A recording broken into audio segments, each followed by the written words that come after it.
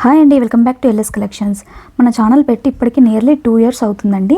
ఇప్పటిదాకా ఇలాంటి కంప్లైంట్ మాకు ఇంతవరకు ఎప్పుడు రైజ్ అవ్వలేదు.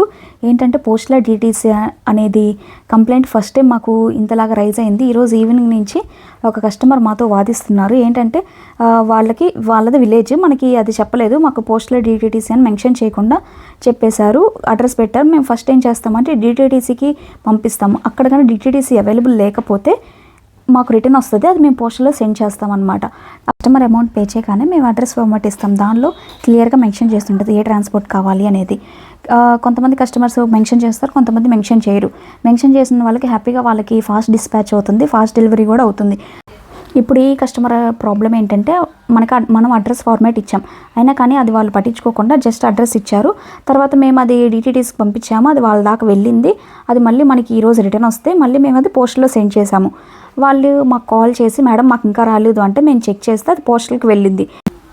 మీరు మెన్షన్ చేస్తుంటే బాగుండేది, ఫాస్ట్గా డిస్పాచ్ అయ్యేది, ఫాస్ట్గా డెలివరీ అయ్యేదని చెప్పాము. అయినా కానీ మీరు చూసుకోవాలి, మీకు తెలీదా ఏంటి, మీరు బిజినెస్ చేస్తున్నారు కదా అని చాలా వాదించారు.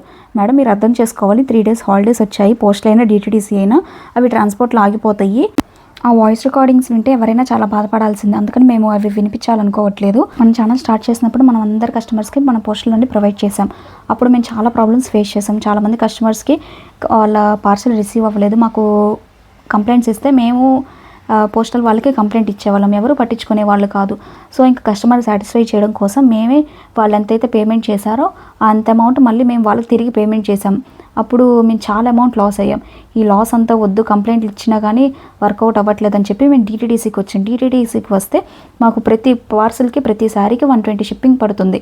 అయినా కానీ మేము అందరికంటే తక్కువ రేట్స్తో ఇచ్చి డీటీటీసీకి మేము ఎక్స్ట్రా పేమెంట్ వేసి ఎక్స్ట్రా ఎఫర్ట్స్తో మేము డీటీటీసీకి పంపిస్తున్నాం. ఎందుకంటే కస్టమర్ సాటిస్ఫాక్షన్ ఫస్ట్ ప్రయారిటీ కాబట్టి. ఇక్కడ దాకా చూసినందుకు చాలా థ్యాంక్స్ అండి. మీరు కనుక మా దగ్గర పర్చేస్ చేసుంటే ఫాస్ట్ డెలివరీ అయిందా లేదా అనేది కామెంట్స్లో మెన్షన్ చేయండి. వన్స్ అగైన్ థ్యాంక్ యూ ఇంత ఓపికగా విన్నందుకు.